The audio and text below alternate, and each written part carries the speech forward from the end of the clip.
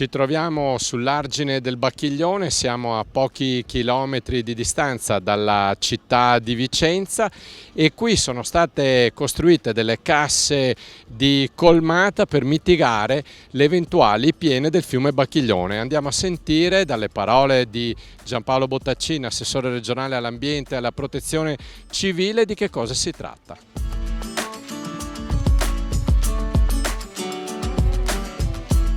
Assessore Bottaccin, dove ci troviamo e che tipo di opere sono state eseguite? Ci troviamo immediatamente a nord dell'abitato di Vicenza, della città di Vicenza, e siamo esattamente all'interno del bacino di laminazione di Viale Diaz, che è stato realizzato in questi anni, a partire dal 2019, con lo scopo di salvaguardare la città di Vicenza e non solo, cioè anche tutti i centri abitati a valle di Vicenza e lungo l'asta del Bacchiglione. Questo è uno dei tanti interventi che stiamo realizzando in giro per il Veneto. È un bacino di laminazione in grado di contenere circa 1.200.000 m3 di acqua, e il valore dell'intervento è di circa 18 milioni di euro. Io invito tutti anche a vedere le immagini. Qua attorno questo è il bacino di laminazione, una parte del bacino di laminazione, un'altra parte di là. Rimane esattamente tutto come era prima, semplicemente arginato attorno da degli argini in terra battuta, dove sta crescendo anche l'erba, quindi l'impatto è assolutamente minimale dal punto di vista ambientale, ma c'è un impatto enorme dal punto di vista della sicurezza idraulica e quindi della sicurezza dei cittadini. Peraltro questo è un bacino di laminazione che funziona insieme a quello di Caldogno, che è ancora più a monte, che è in grado di contenere 3.800.000 m3 d'acqua, che abbiamo già utilizzato negli ultimi anni, e a quello sull'altro affluente, sull'Orolo, in comune di Costa Bissara, che è in grado di trattenere un altro 1.000.000 di metri cubi d'acqua. Sono interventi che hanno lo scopo di evitare che il fiume esondi e che quindi, quando arriva al massimo livello che gli argini possono esitare, vengono allagate temporaneamente queste aree che sono agricole, in modo da evitare che invece il fiume esondi e l'acqua invada i centri abitati. Sono opere importantissime, l'abbiamo visto anche recentemente con quello che è accaduto in Emilia Romagna, e che hanno lo scopo di salvare vite umane. Noi continuiamo su questa strada, ne abbiamo in programma alla fine della realizzazione del nostro piano circa una ventina, sparsi in tutto il Veneto, e questo è assolutamente uno di questi. Non è facile realizzarli, perché qui c'è stata la bonifica bellica, poi ci si è messo il Covid, poi c'è stata la guerra, poi ci sono stati, quindi con l'aumento dei prezzi non si trovavano i materiali, insomma problemi ce ne sono tantissimi.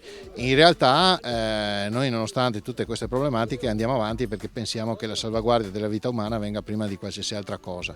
Credo però che sia necessaria una semplificazione normativa, perché le difficoltà nel realizzare questo tipo di opere dal punto di vista burocratico sono enormi. In alcuni casi abbiamo avuto proteste dei territori, le posso anche capire da un certo punto di vista, ma bisogna sempre anteporre la sicurezza dei cittadini, e quindi io chiedo la comprensione. Qui abbiamo avuto il supporto delle amministrazioni locali, che erano assolutamente contente, hanno collaborato, e questo è positivo, perché si sta facendo una cosa per salvare vite umane. Grande lavoro anche da parte della struttura regionale per quanto riguarda la progettazione. Ma come dicevo prima, realizzare opere di questo tipo in Italia è difficilissimo, qualsiasi opera, e quindi gli ostacoli sono enormi, sono continui, sono costanti, ci sono i ricorsi, insomma è complesso. E quindi ringrazio le strutture della Regione Veneto, perché oltre a questi interventi negli ultimi anni si sono fatti carico anche di oltre 2000 cantieri di sistemazione post vaia, e quindi una mole di lavoro enorme. Per chi è un amministratore pubblico, si occupa di appalti pubblici, sa cosa vuol dire assegnare 2000 e passa progettazioni, vuol dire fare 2000 e passa appalti, vuol dire esporsi a 2000 e passa ricorsi, vuol dire contestazioni ovunque. Insomma, non è stato facile, però siamo diventati un modello, tant'è che quando sono stato a Roma a spiegare come siamo riusciti a mettere a terra 1 miliardo di euro di opere in così poco tempo, hanno evidenziato come il Veneto sia diventato un modello per la ricostruzione post alluvione, come lo è stato nel Friuli dopo il terremoto, appunto il territorio friulano. In chiusura, tante opere sono state eseguite, non si vedono ma sono altrettanto importanti. Questa si vede e veramente ci sono gli argini dove si può venire a camminare, si può passare in bici, quindi doppia fruizione. Sì, l'obiettivo quando si realizzano queste opere è di avere il minore impatto ambientale, infatti gli argini sono in terra battuta, sono ricoperti d'erba, quindi si vedono veramente poco, anche perché in uno spazio così grande l'argine, anche se è alto qualche metro, si perde nella vista, tutto quello che c'è dentro rimane esattamente come prima e magari gli argini o qualche percorso può essere anche utilizzato, l'abbiamo già fatto in altri bacini di laminazione come piste ciclabili, percorsi naturalistici.